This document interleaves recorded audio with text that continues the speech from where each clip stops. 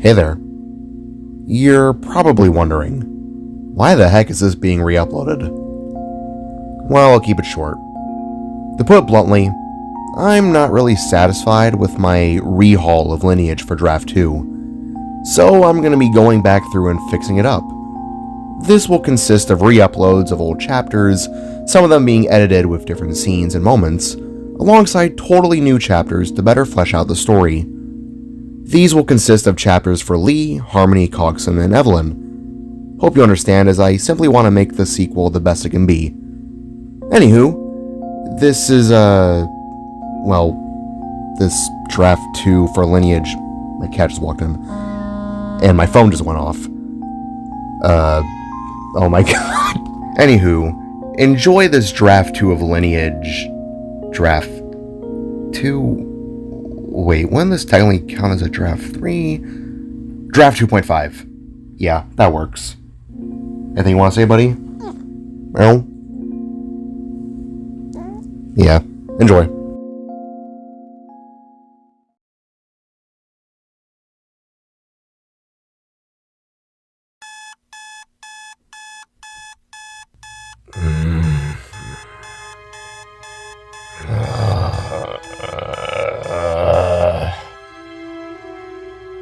Groaning and moaning to the irritating sound of his alarm clock, Cor Novason opened his orange, glistening eyes, reached over, and slammed his hand atop the metal wake-up call. With an audible clang, the ear-piercing sound ceased, leaving the older Novason brother awake and staring up at his ceiling. Monday. He huffed with tired morning breath whilst taking in his surroundings. Golden morning light, equations and blueprints littering his walls, junk and trinkets scattered about, a soft bed pressed against his back, and the sensation of another snuggled into his side. Turning his coal-shaded head to the left, Cor found his girlfriend, Sika, practically attached to him and snoring away in a deep slumber. The two of them were just barely concealed under a snow-white blanket sheet. They were both shirtless, wearing only their raggedy and crinkled underwear as a form of pajamas. It had been a rather pleasant weekend, Cor recalled, as he reached his right bronze-colored hand and brushed it against Sika's cherry-freckled face. To the sensation, the Sparkette with horns akin to that of deer antlers opened her bright, ruby-colored eyes and grinned with a buck-toothed smile. In response, Cor couldn't help but grin back and feel his face flush with color. Well, good morning, Grumbles. Sika greeted, whilst leaning into Cor's much larger palm. Good morning, my dear. You ready to start the day? Furrowing her brow, Sika slowly pressed herself against Cor even more and nuzzled her head underneath his chin. No, can we stay like this a bit longer? You're so warm. She asked in a dazed state, leaving Cor the roll of his pumpkin-shaded eyes. Hey now, no need for any more funny business. We had all night. Come on, it's time to get up. Cor replied with a kiss to Sika's head before beginning to crawl out of bed. No, Grumbles. The twig of a spark pleaded as she clung on the Cor's upper half and was dragged out from her spot. Their sheet was now tossed aside, the bedding wrinkled beyond recognition, while they both now looked like two jumbled pieces of metal smashed together. Sika, Cor gruffed as he now sat on the edge of the bed and rubbed his eyes.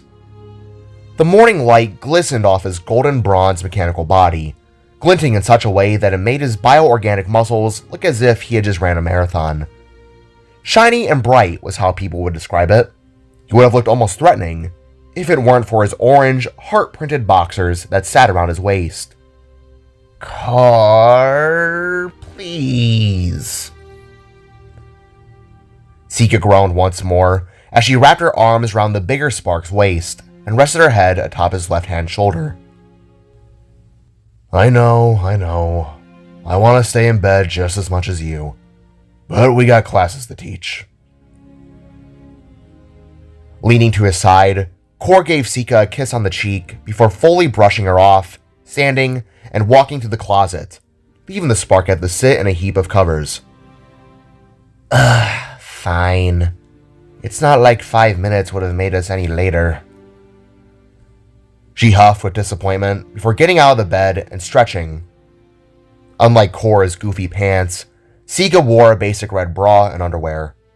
Weirdly enough, she had a mustard stain upon her left-hand shoulder strap that stood out like a sore thumb.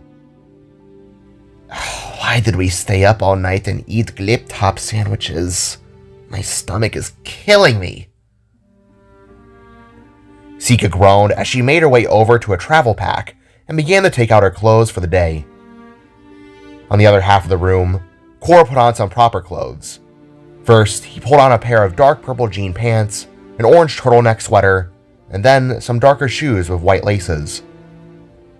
Kor was not like the other members of his family. His mother and father were knights, and his little brother was inspiring to be as such. He was a science teacher, an inventor. He wasn't one for brute force or fighting. Kor was a civil spark with a big mind, aspiring to help his people evolve one day in some way, shape, and form. Patting himself down, the spark nodded and then glanced to Sika, who was pulling on a pair of pants. Well, when you overstuff your face with a small body like yours, that'll happen. Can't believe they ended the show like that, though. What a flop. Kor replied as he recalled their romantic yet awkward night. They had stayed up binge-watching a show, eating takeout, while even sharing some tender moments, as all couples tend to do. To say the least, it was a bad idea. Huffing, Sika put on her last set of clothes and was now covered up with a red turtleneck and blue jeans. Round her horns, she began to attach dangling sets of jewelry that were small red crystal shards. Below, she awkwardly attempted to slide on some baby blue white striped sneakers, whilst nodding her head. Yeah, agreed. Before the two could share another word, Kor perked up to the sound of his parents and little brother talking in the kitchen. The younger Novason sounded excited and spry, something that made Kor rather happy. What are they talking about? He asked before approaching and allowing for his door to slide open. Yeah, I think we're going to learn more about Nova runes today. Right, Mom? The voice of Kor's little brother, Void, asked as he himself walked into the living room. Looking at the kitchen, he found his dad to be cooking. At the countertop, his mom was sitting with coffee. And standing firm, the little blue spark himself held a plate of greenberry pancakes. Nova runes? Ha! That may take a while, little buddy. Kor said aloud as he walked up behind his little brother and placed his hand atop his snowball-looking head. Perking up, Void turned to his left and set his eyes upon Kor, who looked back with a comforting stare. Oh, I'll figure them out. I'll show you. Void assured towards his big bro, getting Kor the snicker. And I have no doubt you will, bud. Remember to remain focused in any situation. Keep a clear mind and you'll get it with ease. The older Novason brother replied as he watched Void stuff his face with pancakes. Just make sure not to kick Mom's butt too hard, you hear? Kor then asked as he raised his fist up for a bump. No promises. Void sharply replied as he returned his brother's gesture. What about kicking butts? Sika asked as she now stumbled out of Kor's room whilst awkwardly getting her sneaker on. Nothing, love. Just giving my little brother some advice. Kor explained as Sika stumbled forwards and fell into his arms. Whoa! She exclaimed, but feeling relief as her boyfriend held her close. Whew, thanks. The ruby-colored Sparkette thanked before kissing her love on the cheek. Hi, Sika. Void greeted as he finished his pancakes, getting the reindeer-looking spark at the turn and give a little finger wave. "Hi, Void. Kicking butts today?" she asked, trying not to laugh. "Yup," he sharply exclaimed, getting Cora's mom, Celeste, to turn her seat. "Hey, don't underestimate your elders. I can still hold my own, little man," she boasted with a playful punch to the air. "Elder? Mom, you're only 410 years old." Cora laughed out, getting Celeste to roll her eyes, turn, and groan in her seat. Don't remind me, sweetheart," she asked while chugging down the last of her coffee. 410 and still looking amazing," Cora's father, Nova, said, getting his wife to roll her eyes and blush. "Oh, you," she gushed as the sound of a bus pulled into the Novasons' front yard, one that was attached to an auto-changing subway rail that would zip around the city freely. "Well, that's our transit. Are we still doing dinner tonight?" Cora asked as both him and Sika made their way to the front door, making finger gun motions all the while. "Yep. Have a good day at school, you two," Nova called over his shoulder while now cleaning the dishes. "Thanks, but we're the teachers. I'd rather you pray," Cora called back as he exited the door. "Oh, come on, Grumbles. The kids aren't all bad." Sika tried to reason, getting Cora to roll his eyes. I know. Love you guys. See you soon." He finished with one last look over his shoulder, giving an ad way. "Love you, honey," Celeste replied, watching as her eldest son boarded the transit and then went off into the vast and beautiful city.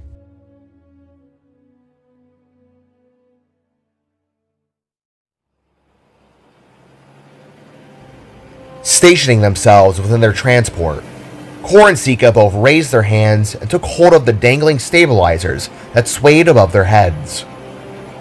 With their hands firmly grasped on, they both stood close by as the sparks around them began to do the same. There were some dressed in business uniforms, sportswear, and even some knights to his surprise. Cora couldn't blame them in all honesty. Armor the likes of that would make walking a hassle for anyone. "Do kids really annoy you?" Sika asked as their stomachs arose and dropped with each turn and sway their bus made. "No. Yeah. Kind of. As a science teacher, I just worry a lot. You have kids that care about the subject, then those that don't and act a bit reckless. Sort of like, Cora explained, leaving Sika to respond with a half-witted smirk. "Harmony?" she asked. "Yeah. But Harmony isn't as bad as some others. She much prefers your class." Looking out the window, Cora watched as their vehicle came to a stop within a busy sector of their city, home. Shifting skyscrapers moved above their heads. Green and yellow trees swayed within the breeze. Vehicles roared on by with tons of school kids making their way to class in the center of it all. "Well, she is my top music student. Everyone's got a gig, love," Sika affirmed while reaching a hand down and taking hold of Cora's larger one. "She really lives up to her namesake." With a shift and slide, the bus doors opened wide, allowing for everyone to pile out and enter the busy streets. School buses were traversing on by, cross guards blew whistles and waved their hands, all while tons of little sparks either slogged their way forwards or cheerfully made their way to class. Stepping out and beginning to walk along the school zone sidewalk, Cora and Sika marched side by side and took in the warm morning vibes. It was a perfect day, a beautiful start to a week, a sign that today was gonna be a good one. "Have you ever thought about having kids?" Sika asked as they stopped at a stoplight that flashed the color yellow and pink, which meant slow down in Salvaheim. "We'll discuss that after we put a ring on it," Cora answered before the light flashed between green and white, meaning go. "Well, when will that happen?" Sika playfully asked as she raised her free hand forwards and eyed her index finger, imagining a ring to be on it. I would love for that to happen now, but money is tight. When the time comes, I promise to give you a wedding that's worth the wait. Cor assured, making Sika blush and wiggle her antler-shaped horns. And wait I will. Turning the corner, the teaching duo began to make their way forwards and entered the school's outer front. The building was large and designed in a wave-like shape, making the formation of a massive spark crest. Trees as well as garden beds stretched along for several paths that were made up in the shapes of constellations, all leading to the front steps. As the two reached the halfway mark, they both stopped and turned their heads to the right, seeing one of their fellow teachers journaling and examining some insects upon a tree. This spark was old but wise. His head was a cold gray shade, with only two long, downwards bending horns on the sides of his head. This noggin was wrinkled and aged, holding calm white eyes, a small mouth, and glasses to top it off. He was scrawny, standing upon two old mechanical, clockwork-designed legs. His armor was donned in cream-colored shades of gray and tan, as this was his natural spark color. His name was Marak Cogson, or Mr. Cogson, as his students and staff referred to him as. Turning his old head, this spark gave a tender smile towards his co-teachers and greeted, "Ah, well, if it isn't Mr. and Mrs. Makeout 24/7. He called while stuffing his journal away and hobbling over. Good morning to you, Mr. Cogson. Still doing your insect research?" Cor asked as the three of them now began to walk side by side, going slower, however, to make sure their older companion didn't lag behind. "As always, dear boy. These little critters have been my yearly study. Metamorphosis and evolution." The old-timer replied with a cheery attitude and wave in his hands. "I tell you, boy, I'm on the path of learning biological structures to help advance our kind in all sorts of new ways." Reaching out, Sika entangled her arm around Marak's to help him stay upright and not fall over in their stride, for he appeared to quickly be losing breath and miss his ramble. Thank you, dear. How goes both your studies?" The older spark now inquired, as they all began to ascend the school steps.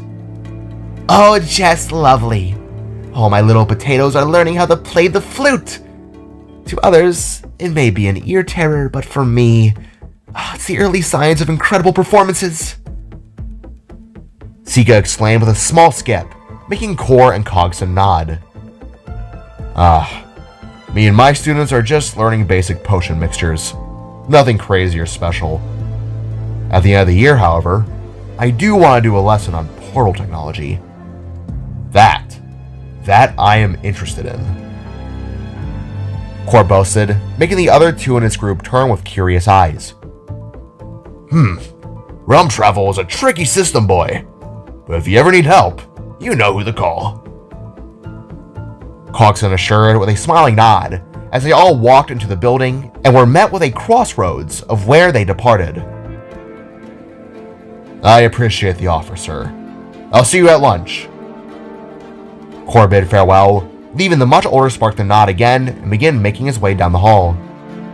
"See you then, handsome," Sika added with a kiss to Cor's cheek, leaving her to walk off as well. Smirking, Cor turned his head and began to traverse his way to class as well. It'll be a good day, he told himself. It'll be a good day.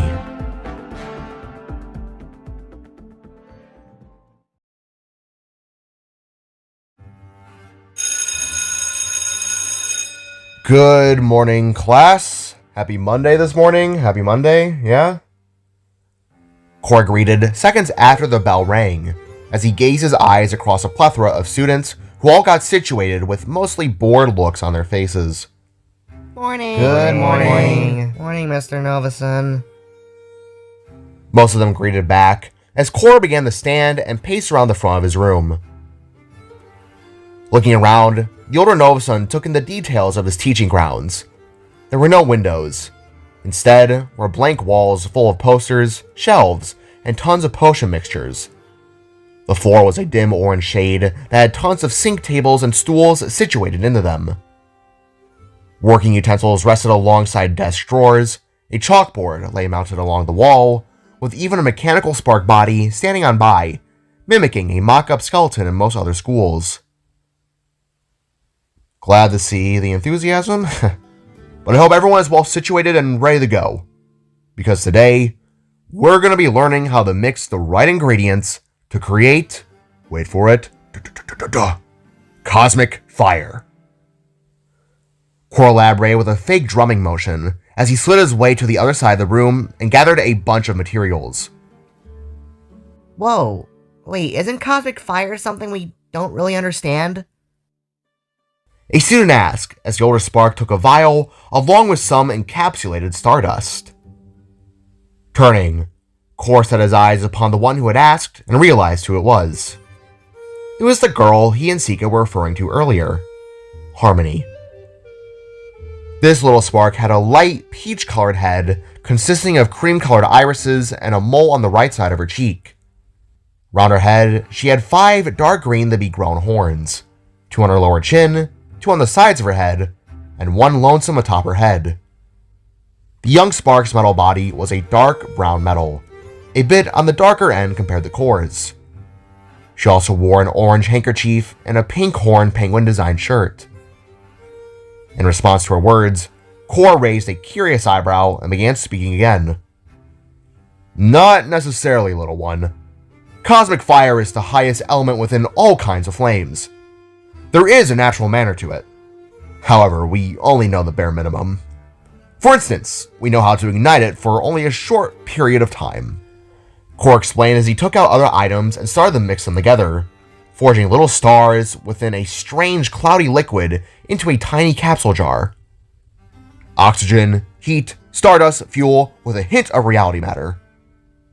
Cor listed as he carefully dropped a glowing speck of gooey energy into the mix. Swirl it all together and BAM! You get a weak but small charge of a beautiful flare.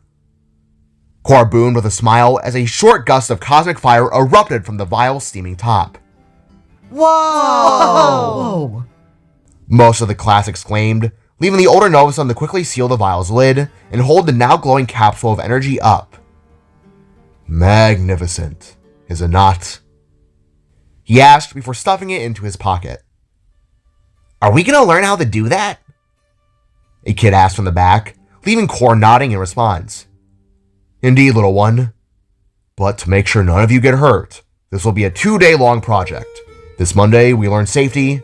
On Tuesday, we get into the nitty-gritty. He stated to the disappointment of the classroom. Now, pull out your textbooks and open to page 76. Passage 94-47... What the... Stopping mid-sentence, Cor and the class turned their heads upwards to the ceiling as a loud boom sounded to come from outside. That was odd, Cor thought, as a moment of silence fell upon the class. Was that thunder? One kid questioned to break the silence. No, you doofus. It was sunny out. Another replied, sparking the class to erupt into a rapid and heated conversation. Hey, settle down, everyone. I'll go check it out. Just have your books open for when I get back. I'm sure it's nothing. Cor exclaimed as he adjusted himself and quickly exited the classroom. Odd, he thought to himself, as he heard the sounds of the other classrooms chattering about the noise as well. It really did sound like thunder, the Spark thought, but that was impossible. It was a clear morning, a beautiful morning. A new thought then dawned upon Cor. Was there some kind of accident? Was it a bomb or a car exploding? The poor Spark was an overthinker, probably why he was so good at his science studies. No way it was an explosion, he thought, while walking his way to a school bridge that was surrounded by a glass window. From the moment he entered, Cor looked to the sky and stopped dead in his tracks, seeing something truly unexpected. What the? He gasped in awe as what appeared to be a red and shattered crack was torn open within the sky. The sunny, star-filled space above had begun to fade. The wind appeared to pick up, while an immediate sense of panic began to arise within Core's heart. From his sides, both teachers and students alike looked too, all having the same question and reaction. What the hell was that? For only a few moments that felt to be an eternity, everyone stared into the abyss of red, watching as it got larger and larger, brighter and brighter. Core didn't know what to think. His first instinct was to call for Sika, but before any other thought could be made, a bright light erupted out from the tear. It looked to be lightning. Before Core could even make a facial move, the lightning bolt got larger and larger, heading right for the school. The thundering roar grew in decibels. Core's inner bones shook, his eyes grew wide. The next second after, darkness.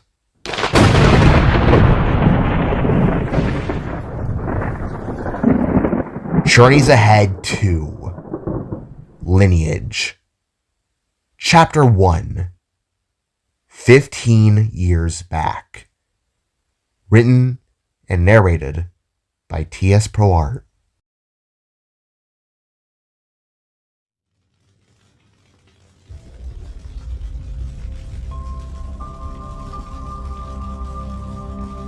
Opening his eyes to the sense of a splitting headache, Core wasn't greeted to the calm skies or even the billowing storm clouds. No, he was rather greeted to an orange haze. Turbulent fire roared at his sides. Debris and fallen metal penetrated the ground around him, just nearly missing his body by mere inches. Glass shards, dirt, and more covered Core's now stained and bloody turtleneck as he tried to process it all.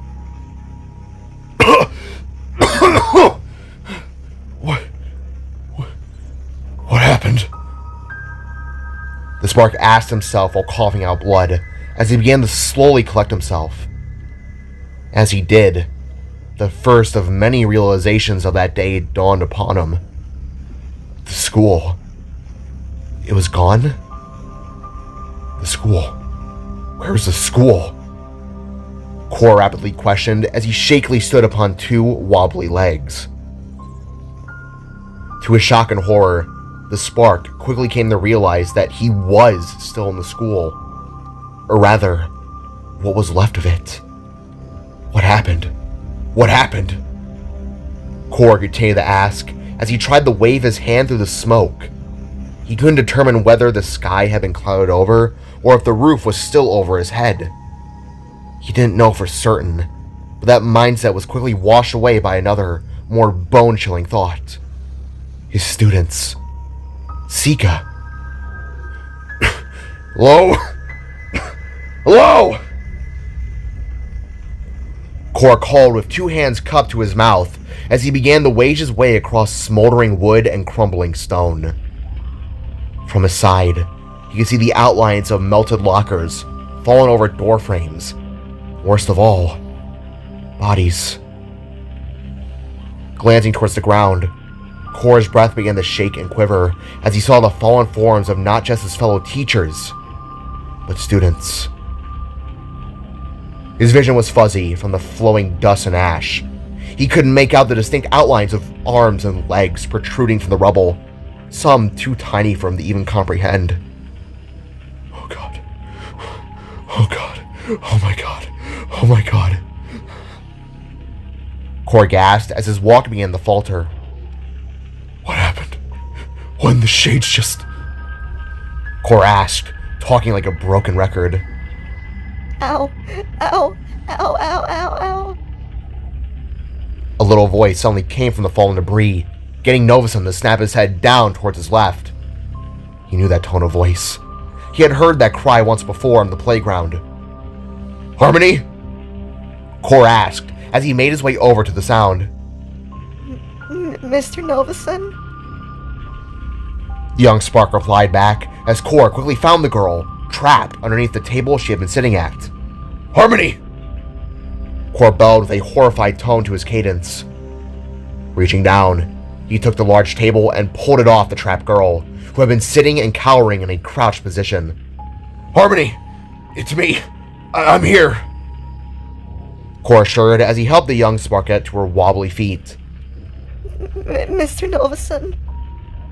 She asked again in a dazed tone before huddling close to his burnt jean side. "I'm here, child. Don't worry." Core spoke as he now scooped the young spark into his arms. "I got you. And... Looking on ahead, Core felt his heart sink deep into the depths of his stomach. His classroom. It was gone, reduced to nothing but a burnt pile of ash and debris.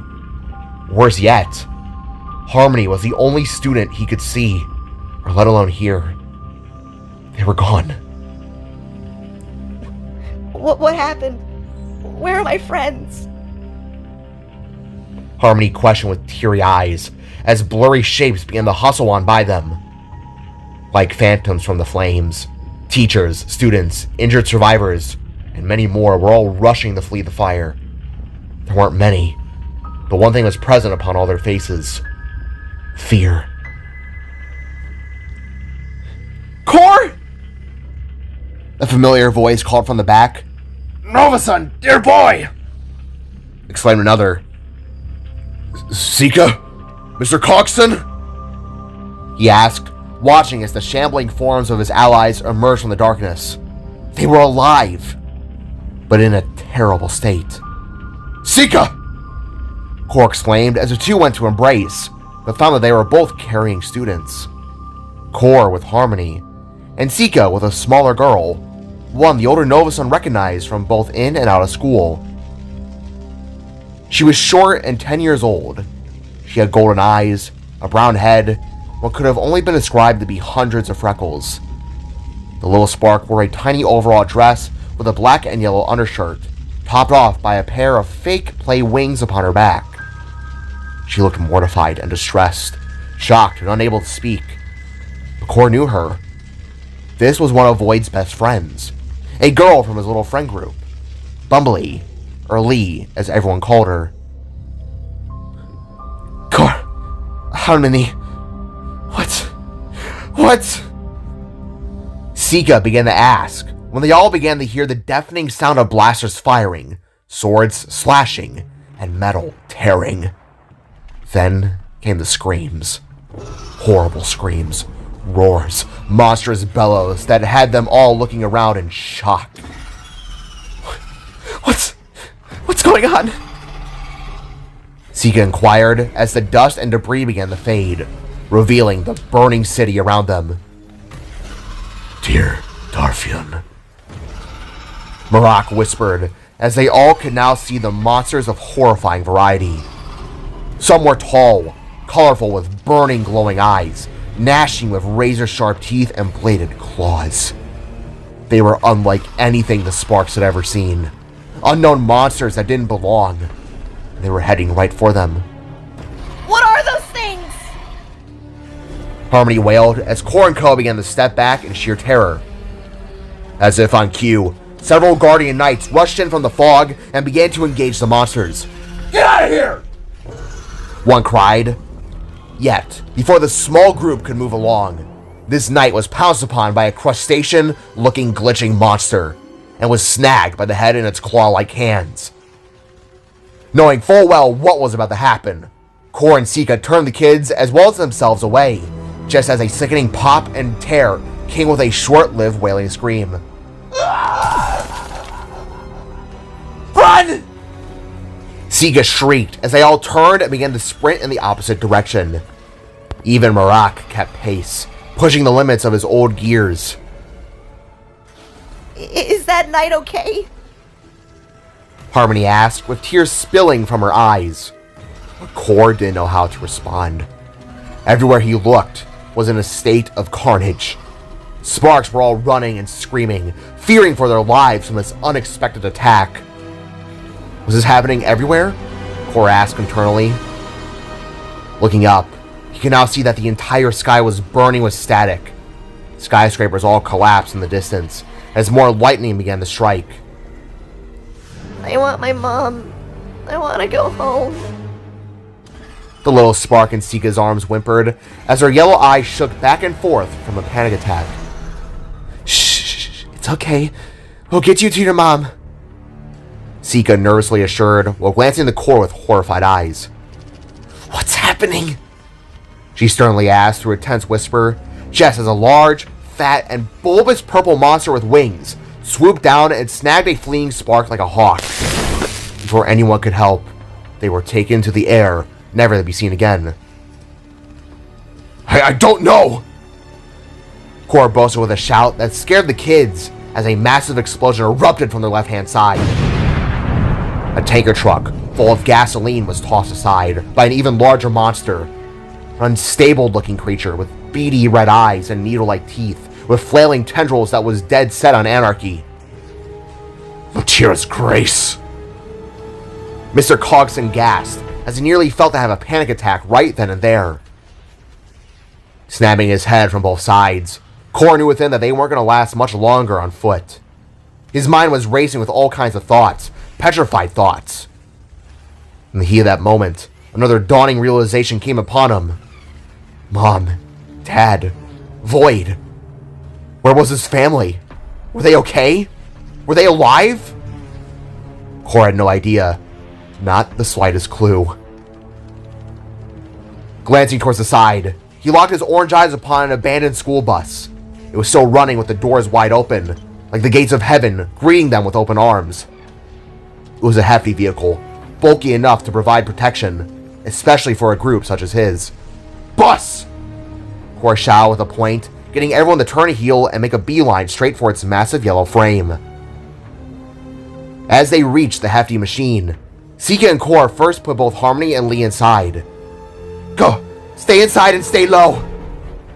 Sika snapped, getting the two girls to hobble in. Moments after, she and the other adults attempted to make their way inside.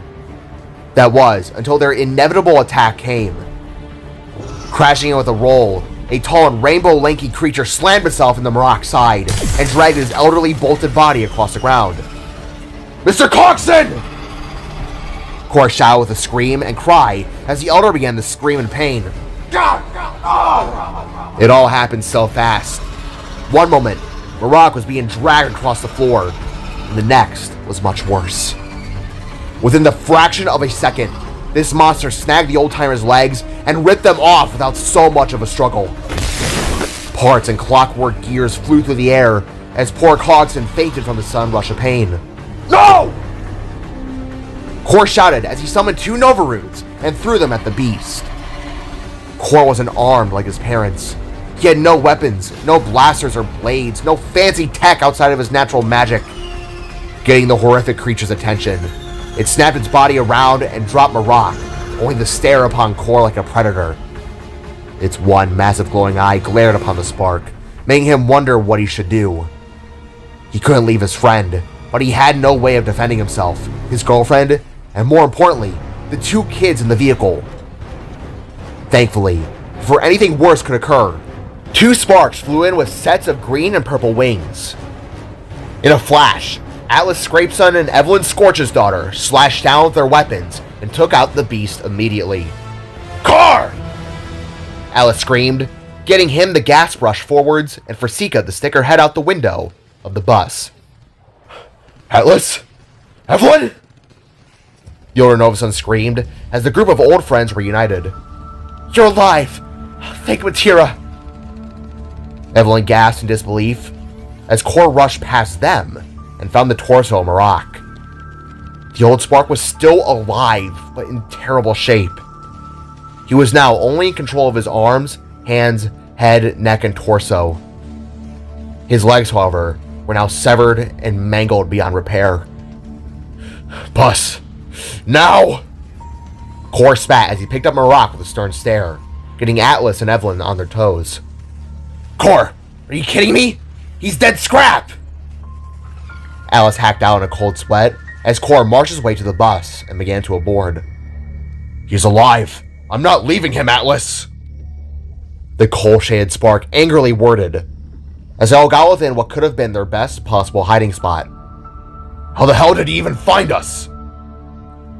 Novison questioned as Sika greeted Atlas and Evelyn with a sense of relief. Your family begged us to find you. They made their way to an escape portal just as we departed. We knew you'd be at the school today, so... Evelyn explained, getting Cor to turn his head with relief. They're all right? Thank Matira. He gasped. Where's the nearest rift station? Sika suddenly demanded as she went over and began to comfort the poor and scared little students, who sat huddled and shivering within each other's arms. 7 miles east from here, Alice replied while looking out the window towards the chaos. 7 miles of unknown terror. I can't believe this is happening, he whispered while Cor placed a healing spell upon Mr. Coxon to help ease the unimaginable pain he must be enduring in his lower half. Is this Judgment Day? He asked with a shaken breath before falling back into a state of sleep. Are we gonna be okay? Lee asked, sparking Sika to lean over and embrace the two sparklets. Yes, honey.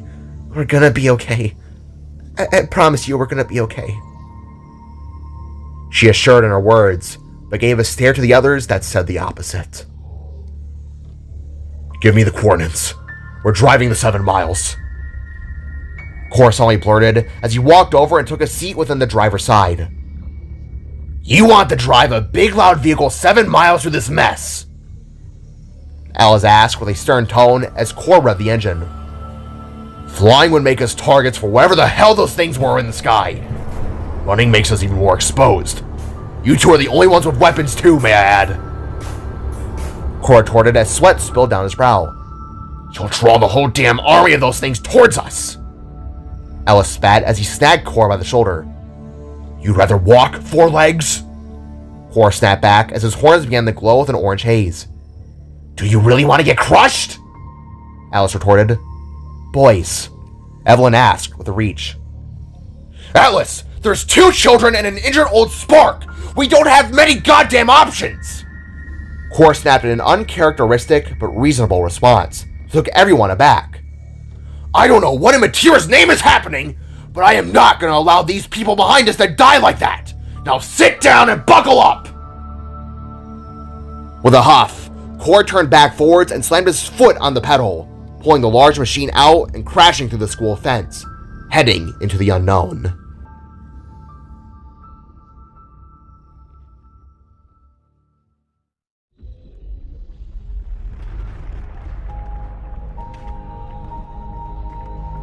Your call has been forwarded to an automatic voice message system. At the tone, please record your message. When you have finished recording, you may hang up or press 1 for more options. Dad, it's Sika. Call me when you get this. I'm with Cor and a few others. We're making our way to the rift stations now. Please respond as soon as you can. I love you. I hope you're safe. Call me when you get this, please. Bye-bye. In a shaken vocal message, Sika lowered her arm after trying to contact her father and did her best to keep herself composed. Reaching up, little Lee and Harmony snuggled themselves in close upon the Sparket's ragged and torn form, leading her to embrace them with shaking arms. At the side, Evelyn pat Sika's back, while Mr. Cogson lay dazed in his seat. Bits and pieces are falling off. He groaned in pain while trying to assemble his lower parts in a more efficient way. Hey, I'm sorry for raising my voice. Atlas gently apologized as he sat, lighting a cigarette in the seat next to Cor. You're fine. I apologize too. Safe to say we're both under some, unexpected stress. The older Novison replied as he glanced in the rearview mirror to see everyone anxiously sitting behind.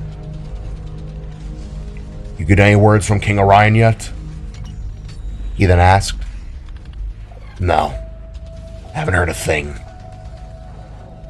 Alice responded as he looked to the side windows, seeing nothing but ash and billowing orange smoke.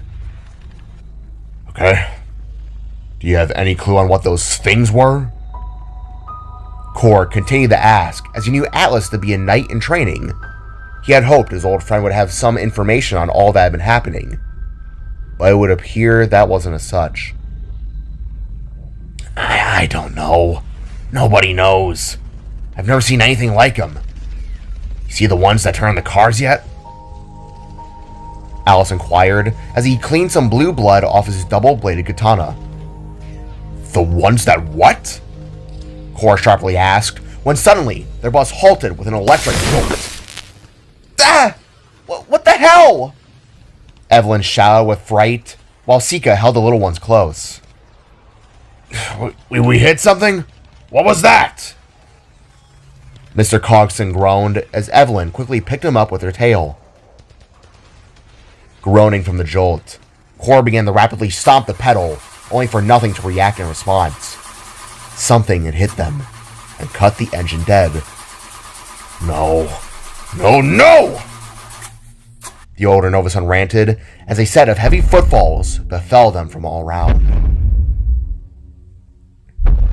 Falling to silence, everyone in the bus held their mouths shut as a sudden humming came from the abyss of ash.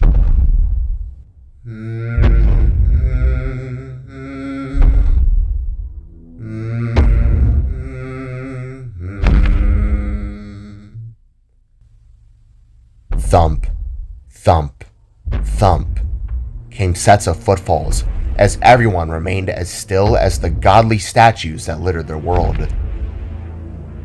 Knock, knock. An unknown being spoke as its shadowed form began to walk alongside the bus. The outline of a sharp and lanky body could be seen through the windows, which nearly made the children scream. With quick instinct, Sika covered their mouths as the monster outside began to scratch its long and glassy red finger along the glass. I know you're in there, and you're all alone.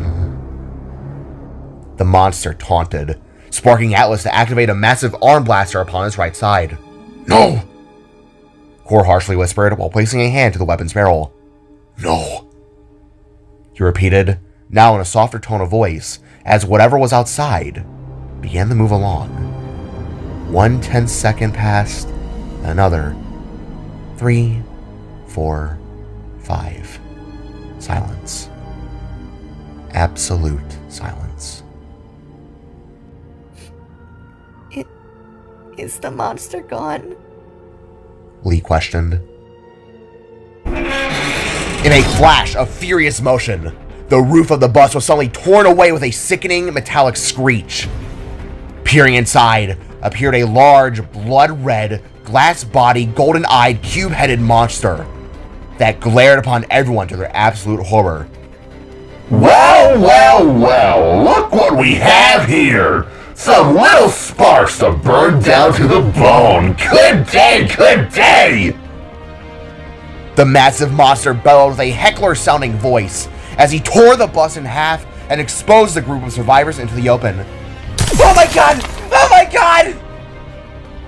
Sika cried at landfall, while Atlas began to open fire upon the tyrant.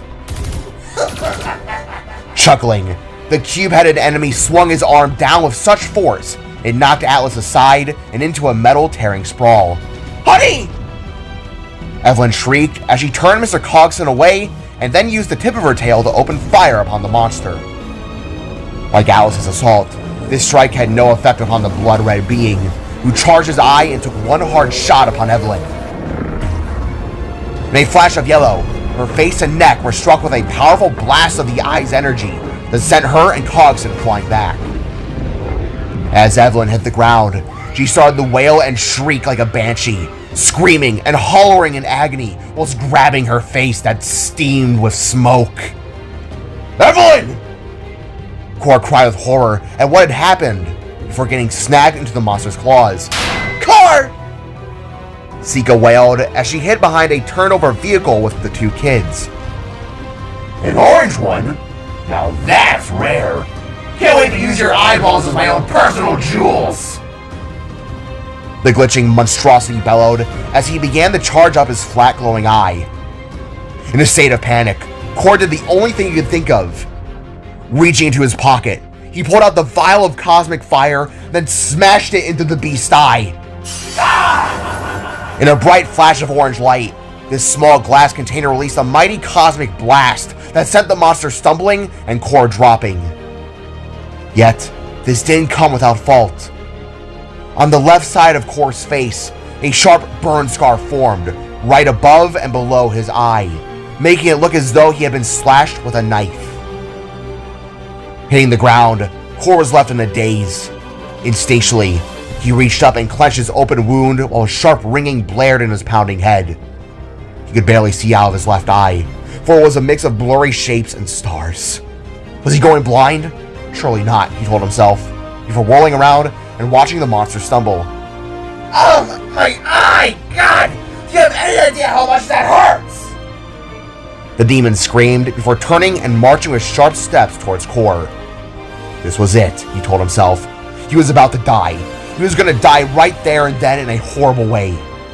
Yet, before he could meet his fate, all the downed sparks suddenly watched as a golden rocket soared in through the smoke and struck the monster in its back. In an explosive flash, a massive hole was torn open through the enemy's chest, making him shout and roll around. Once again, came another rocket, this time striking the monster in the right side of its cube-shaped head. Shattering apart into 1,000 pieces, the beast fell backwards and crashed hard into the torn open bus, all as their mysterious savior emerged from the flames. Approaching came yet another spark. He was massive and bulky as a character, with a thick chest, arms, and thunderous legs. His body color was that of low, saturated yellows. He wore scuffed boots, dark pants, and a torn t-shirt. Atop his head were 3 horns, or what should have been. A natural one was sticking out on the left, another upon his forehead, and then a broken bleeding one on the right. In that moment, everyone realized that this spark's face, his entire right side, was charred and burned nearly to the bone. This spark looked awful as he stood with his right arm contorted into a gigantic barrage cannon, steaming from the missiles that were fired. His left arm, however, was missing a hand. Come on! There's a star slasher up ahead!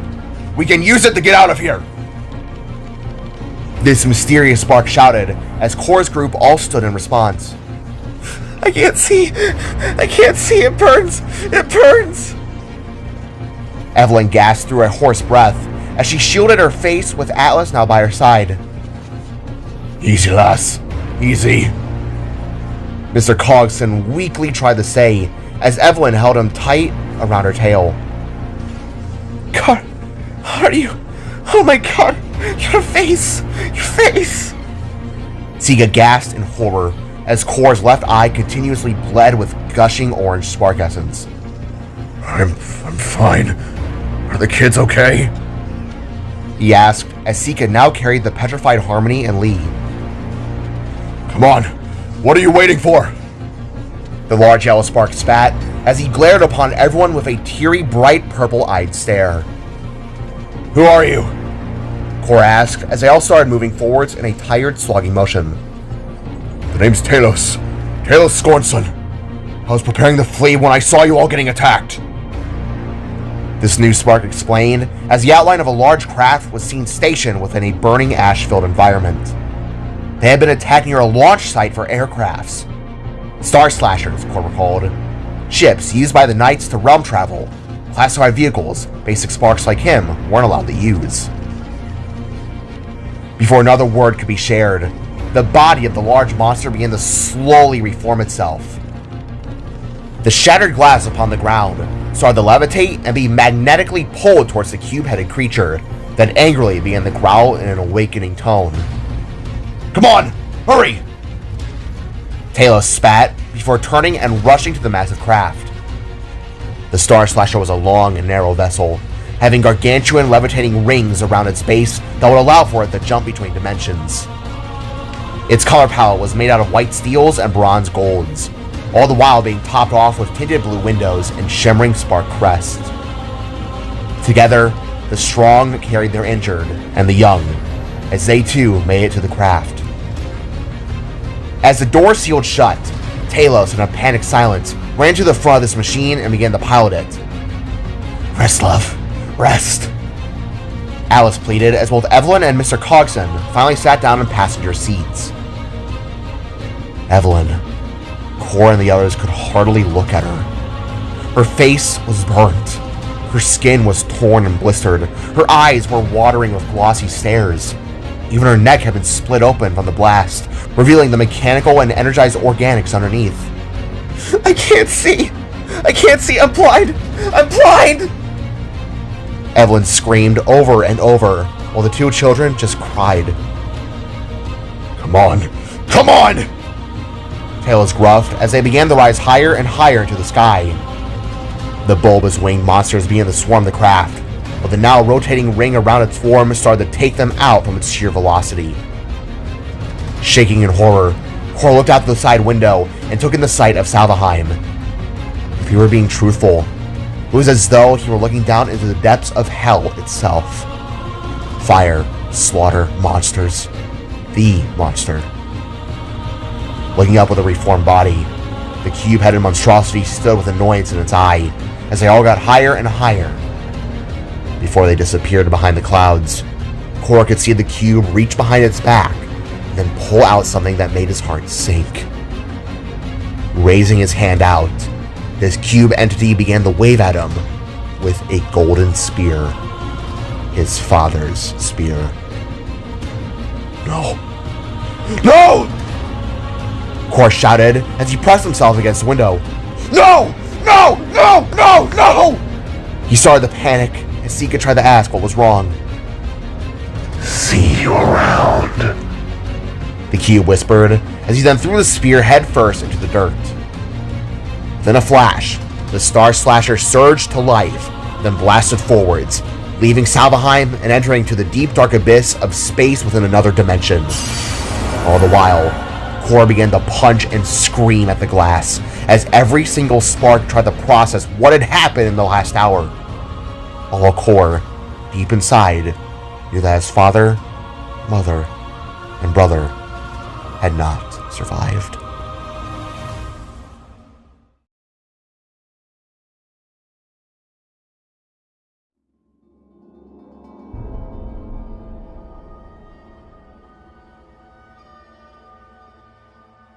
Time felt the blur after escaping Salvaheim. Seconds turned to minutes, minutes turned to hours, and hours turned to a day. 2 days? Nobody knew. For when you were in space, time felt non-existent. It was a horrific moment in time, trying to understand, trying to comprehend, all while mending and attempting to heal the wounds inflicted upon their souls. Thankfully, given the craft they had taken, there were plenty of medical supplies on board. In a tired and depressed slump, Cor sat against Sika, with several bandages covering his left eye. Sika herself was fine outside of a few cuts and bruises that had already managed to heal. In her lap, Harmony sat asleep in a huddled ball, while Cor felt Lee clinging onto his arm. Little Lee had barely spoken since they left, but found comfort in the only person she really knew. With remorse and similar feelings, Cor raised his arm up and pulled the little one in close, making her sniffle and silently start to weep once again. "Shh. It's okay. It's okay, Lee. I'm here." The elder Nova Son assured, as a small spark turned and wrapped her arms around his form. Glancing his eyes upwards, Cor gazed upon Evelyn, who was now attached to several medical devices.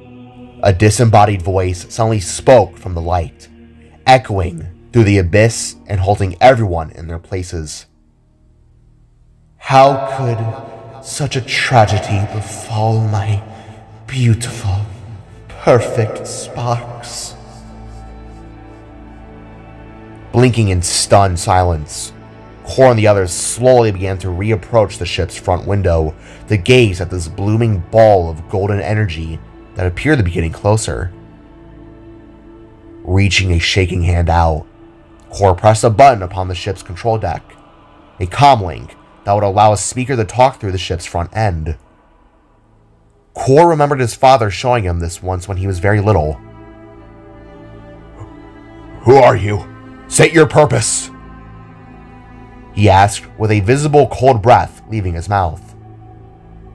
"Fear not, my dears, for I am a friend," the light replied as it began to grow closer and closer. "Gonna need to see a bit more to believe that," Cor sharply replied as Sika nervously held onto his arm. "I understand your fear. I know you are petrified, but fret not, for I have been with you all every single step of the way. I am here to help." The light explained as its form began to take shape, going from a blurry haze to an almost humanoid form with wings. "We beg your pardon?" Talos gruffed as the light continued to get closer and closer. "My creations, my little ones, a great tragedy has befallen us all, a tragedy we could not have predicted. Many have fallen, so many slain, but I believe we can change what has happened and undo this damage that has been inflicted upon our souls."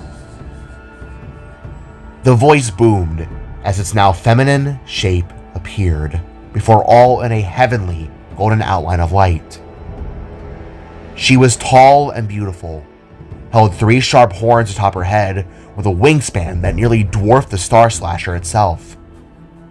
They couldn't discern her smaller details within the light, but they could see a pair of white, comforting eyes gazing upon them. No, it couldn't be, they all thought. Who are you?" Cor asked as he took a step forward and placed his hand upon the glass window. Reaching forwards as well, the angelic figure did the same, pressing her palm upon the very same glass Cor had, making their hands look as though they were touching. Looking up, this being, this angel, gave a soft, saddened, but compassionate stare before speaking aloud and making everyone's souls hit the floor. "I am the matter birth. I am the light and the dark. I am Matira."